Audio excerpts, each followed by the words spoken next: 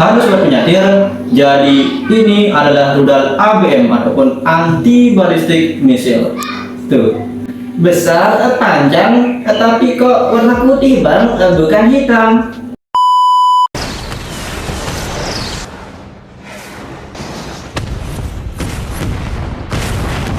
Halo sobat penyatir, seberapa sulitkah mencegat atau menghancurkan rudal balistik antar benua itu? Sulit sekali bang. Sistem pencegatan rudal balistik ataupun anti balistik misil memang sudah lama dikembangkan.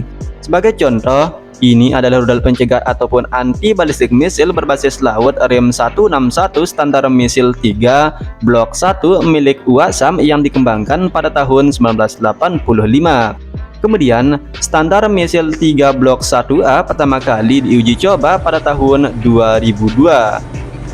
Nah, dalam video kali ini, kita akan membahas mengapa rudal balistik itu sangat sulit dicegat, bagaimana cara mencegatnya, dan apakah biaya pencegatan yang dikeluarkan sepadan dengan targetnya. Sebelum mulai, putar dulu lah intronya.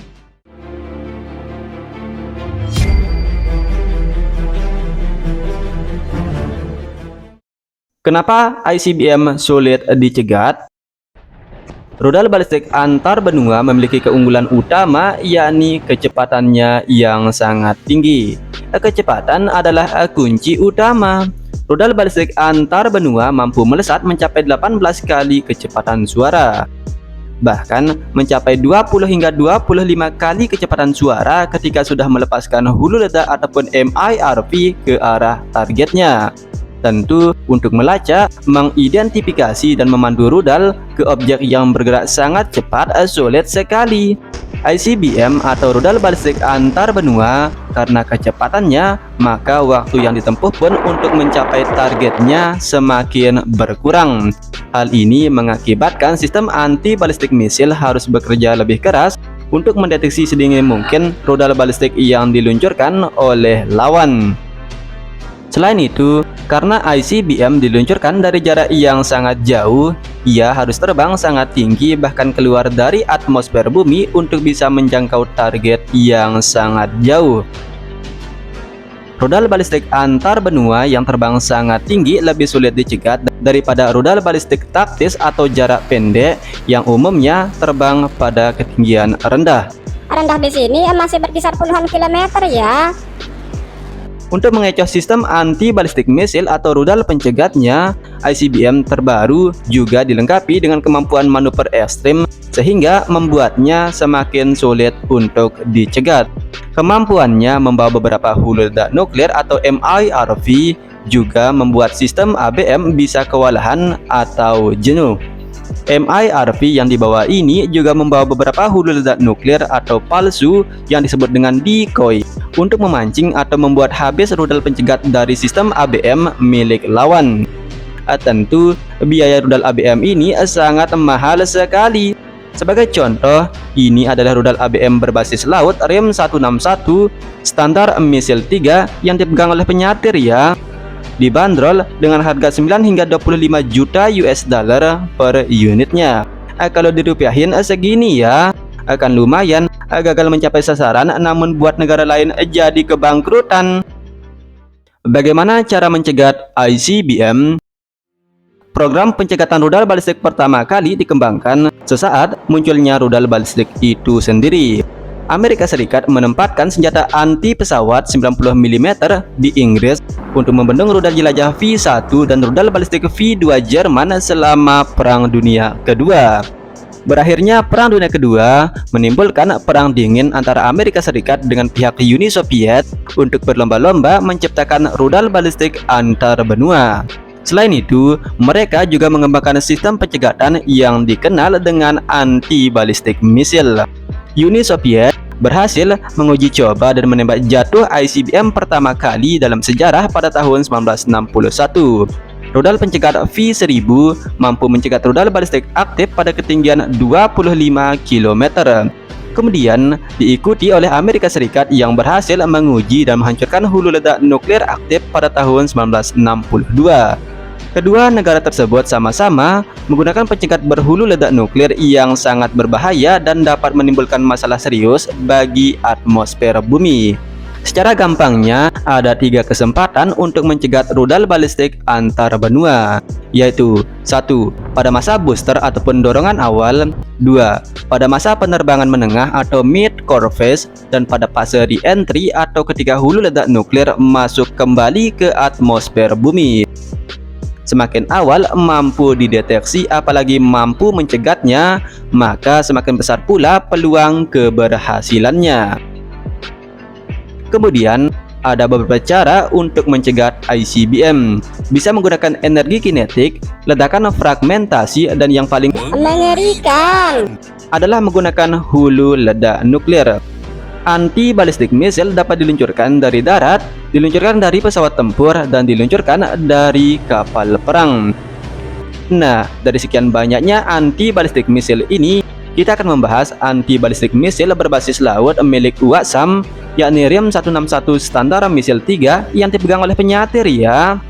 Oke, ini adalah rudalnya. Rudal yang ini ya, bukan yang lain.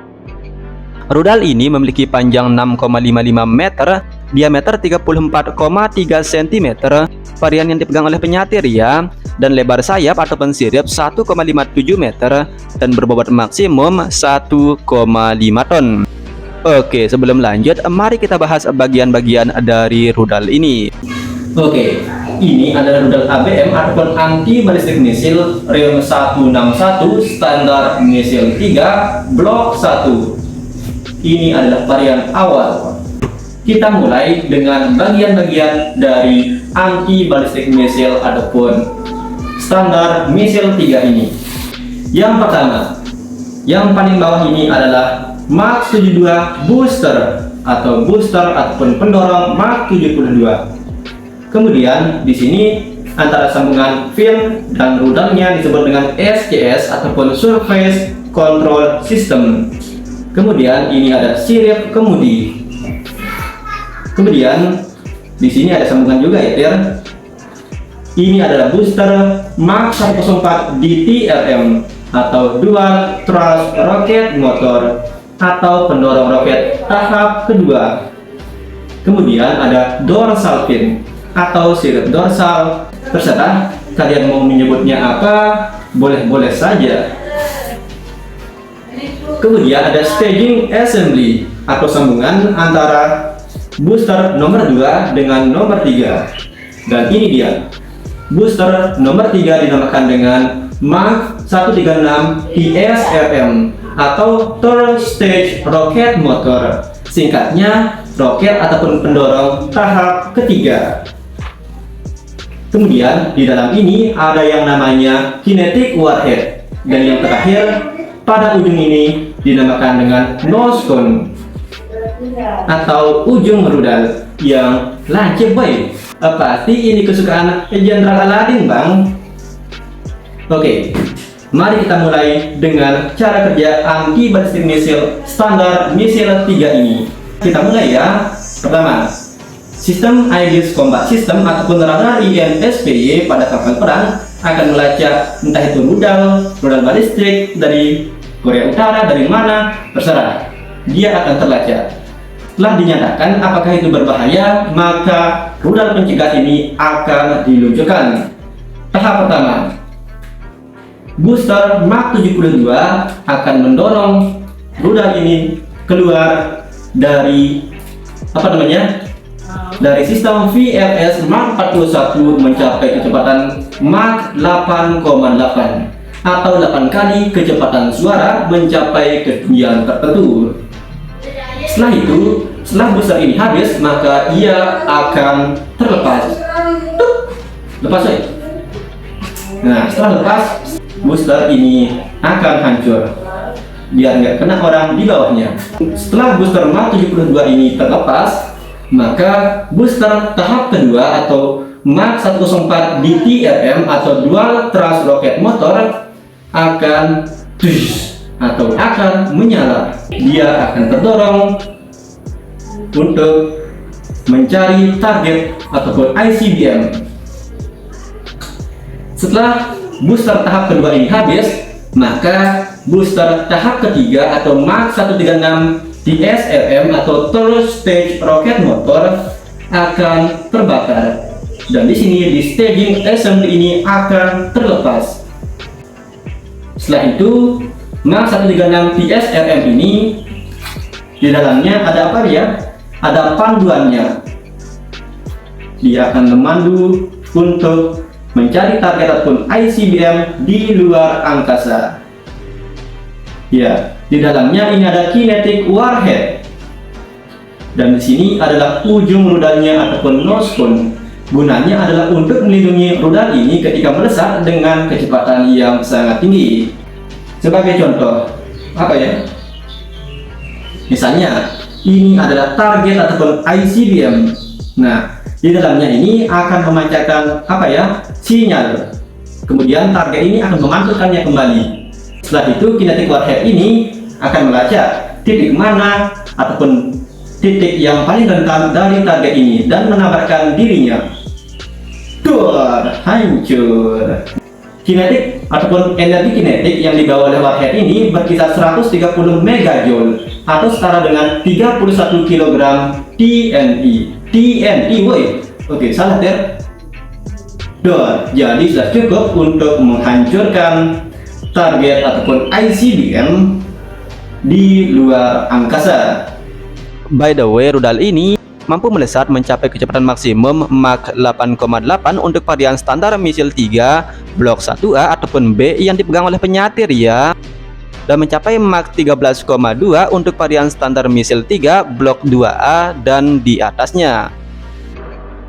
Rudal ini memiliki jangkauan tempur 900 hingga 1200 km dan ketinggian pencegatan 900 hingga 1050 km. Selain itu, standar misil 3 juga dapat digunakan untuk mencegat satelit pada orbit rendah bumi. Gimana? Kelihatannya mudah sekali, bukan? Bukan. Namun dalam kenyataannya ternyata mencegat rudal balistik itu tidak segampang itu ya, Tir. Kemampuan rudal balistik atau hulu ledak nuklir untuk melakukan manuver atau disebut dengan MARV, Maneuverable Re-entry Vehicle, memperkecil kemungkinan untuk dilakukan pencegatan. Selain itu, kemampuan ICBM yang membawa beberapa hulu ledak nuklir ataupun MIRV membuat anti-balistik misil kewalahan. Itulah sebabnya kubah besi kubah celestial kubah David dan kubah-kubah lain jebol dibuat dengan rudal balistik hypersonic. Tentu dari segi biaya juga menjadi pertimbangan dong. Secara umum harga ICBM memiliki harga yang jauh lebih mahal jika kita bandingkan dengan rudal pencegat pada sistem anti-balistik misil. Sebagai gambaran, rudal Sarmat Satan II Rusia ini menelan biaya 49,5 juta US dollar per unitnya, dibandingkan dengan rudal pencegat standar misil 3 menelan biaya 9 hingga 25 juta US dollar per unitnya.